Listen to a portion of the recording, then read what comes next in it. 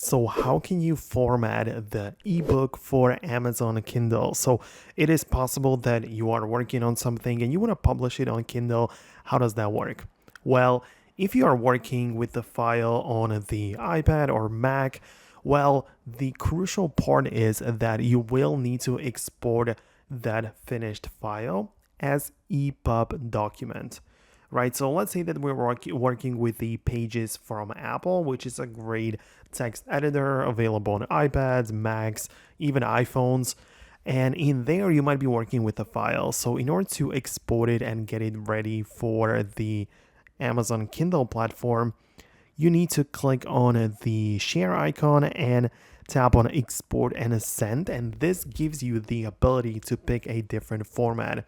And as I said, it is ideal for ebooks to choose the EPUB. And when you tap on it, this is where you can customize the things like the official title, the name of the author. You can even upload an image for the cover. If not, you can use the first page of the book as a cover. Then there might be a reflowable or fixed layout. So there are some different settings and things you can tweak. As I said, this is the important part because this is the ebook file format used across multiple different platforms, including the Amazon Kindle.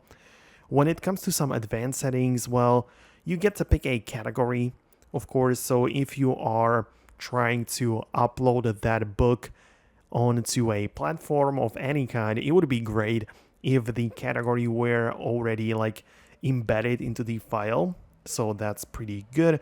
You also get to pick the language and the table of contents and like fonts and stuff like this. So, just go through these settings and export the file so it gets ready.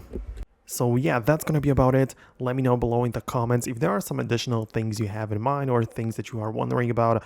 Go ahead and let me know about that below in the comments. Subscribe for more tutorials like this one, and I'll catch you later.